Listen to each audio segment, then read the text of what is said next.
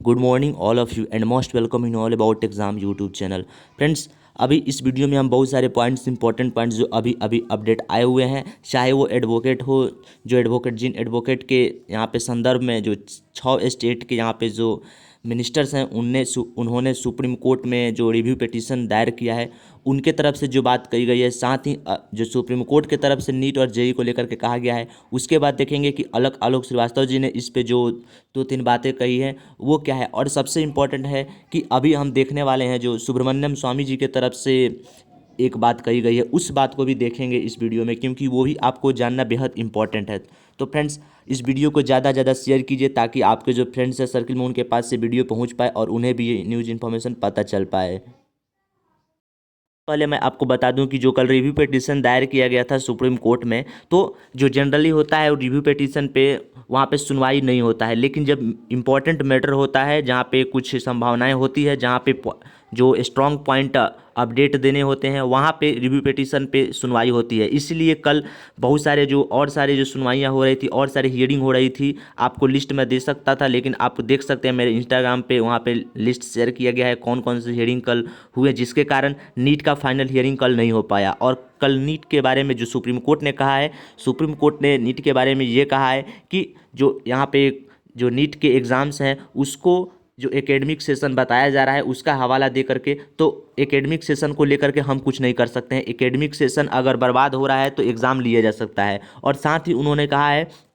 कि जब यहाँ पे चूँकि बड़े बड़े यहाँ पे जो आईआईटी के चाहे अन्य डायरेक्टर्स हैं वो कह रहे हैं कि एकेडमिक सेशन इससे बर्बाद हो सकता है, तो हम इसमें कुछ नहीं कर सकते हैं क्योंकि ये उनका मामला है। लेकिन जो सेंट्रल गवर्नमेंट है वो यहाँ पे एग्ज़ाम को पोस्टपोन करने से नहीं रोक सकती है और नहीं रोक रही है। उन्होंने ये भी कहा कि जो सेंट्रल गवर्नमेंट है वो यहाँ पे जो आपका नीट का एग्ज़ाम हो या फिर जेई का एग्ज़ाम हो उसे कैंसिल करने से या फिर जो यहाँ पे पोस्टपोन करने से नहीं रोक सकती है और नहीं रोक रही है, ये भी बात उन्होंने कहा। साथ ही सबसे इम्पोर्टेंट है जो एडवोकेट यहाँ पे आलोक श्रीवास्तव जी की तरह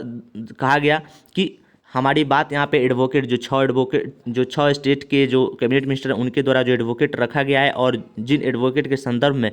जो रिव्यू पिटीशन दायर किया गया था उस एडवोकेट ने क्या कहा है, तो उस एडवोकेट ने ये खुद यहाँ पे आलोक श्रीवास्तव जी से कहा है कि हमारे पास जो स्ट्रॉन्ग्स पॉइंट है उसको हम लोग इम्पॉर्टेंट तरीके से रखने वाले हैं, क्योंकि जब यहाँ पे जनरली रिव्यू पिटीशन में सुनवाई नहीं होता है, लेकिन इसमें सुनवाई का मामला है और यह हियरिंग बहुत जल्द यहाँ पे होगा। और आलोक श्रीवास्तव जी ने कहा है हम खुद उसका अपडेशन देंगे आपको जैसे ही हियरिंग की फाइनल समय मिल जाता है। और संभावना है कि बहुत जल्द आपको हियरिंग का समय मिल जाएगा क्योंकि आपके एग्ज़ाम में ज़्यादा दिन नहीं है। तो ये खुद आलोक श्रीवास्तव जी ने जिम्मा लिया है कि हम हियरिंग को जल्दी से जल्द कराने का ये कह सकते हैं कि प्रयास करेंगे। और साथ ही साथ जो सुब्रमण्यम स्वामी जी द्वारा कहा गया है, आप उनका ट्वीट दे सकते हैं जो अभी लगातार यहाँ पे ट्रेंड भी कर रहा है कि जो एक्ट ऑफ गॉड है, जो कल निर्मला सीतारमण जी जो हमारे फाइनेंस मिनिस्टर वित्त मंत्री है उनके द्वारा जो कहा गया है, कह सकते हैं कि बेहद कह सकते हैं शर्मिंदगी भरी यहाँ पे उन्होंने लहजे में कहा कि जो यहाँ पे जो हमारे देश में जो कोरोना फैला है ये एक्ट ऑफ गॉड है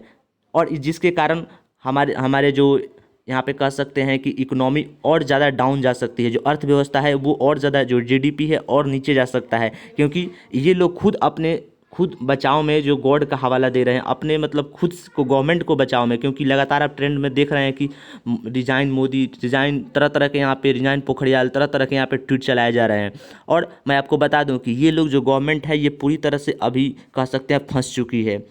और चारों तरफ से चाहे वो स्टूडेंट का मामला हो या फिर इकोनॉमिक का मामला हो, चारों तरफ से फंस चुकी है। खुद सुब्रमण्यम स्वामी ने ये ट्वीट करके उनको चैलेंज दिया है कि आप ये क्या कर रही हैं, जबकि आपको पता हुआ कि खुद सुब्रमण्यम स्वामी जी बीजेपी के सदस्य एमपी से, और उन्होंने खुद ट्वीट करके कहा है जो यहाँ पे उनका आलोचना किया है, जो यहाँ पे कह सकते हैं हमारे जो फाइनेंस मिनिस्टर है निर्मला सीतारमण, उनको उन्होंने यहाँ पे चैलेंज देने का काम किया है कि ये आप नहीं कर सकती, आप गॉड का हवाला क्यों दे रही है, जबकि ये कारनामा आपने खुद किया है। क्योंकि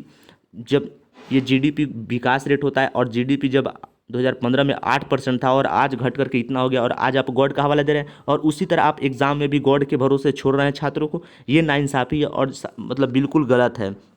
तो देख सकते हैं फ्रेंड्स, यहाँ पे आवाज़ उठाए जा रहे हैं, लेकिन यहाँ पे बहुत सारे और आवाज़ उठाए जाने चाहिए थे जो हमारे हमें अपेक्षा था, लेकिन उठाया नहीं गया जो यहाँ पे पक्ष वाली सरकार है बीजेपी की वहाँ से। लेकिन केवल सुब्रमण्यम स्वामी ने यहाँ पे आवाज़ उठाया और बहुत अच्छा इन्होंने मतलब कह सकते हैं कि एक देश के पक्ष में इन्होंने बात कहा निर्मला सीतारमण को। तो फ्रेंड्स आगे क्या फैसला होता है सुप्रीम कोर्ट के और क्या अपडेट आते हैं उसे हम आपके साथ ज़रूर शेयर करेंगे। और जैसे ही अपडेट आता है सबसे पहले आप इसको हम इंस्टाग्राम पे शेयर करेंगे, ट्विटर पे शेयर करेंगे। तो अगर आप वहाँ से नहीं जुड़े हैं तो जुड़ लीजिए, जुड़ने का प्रयास कीजिए और जो भी अपडेट आते हैं उसको हम आपके साथ शेयर करेंगे। Thank you friends.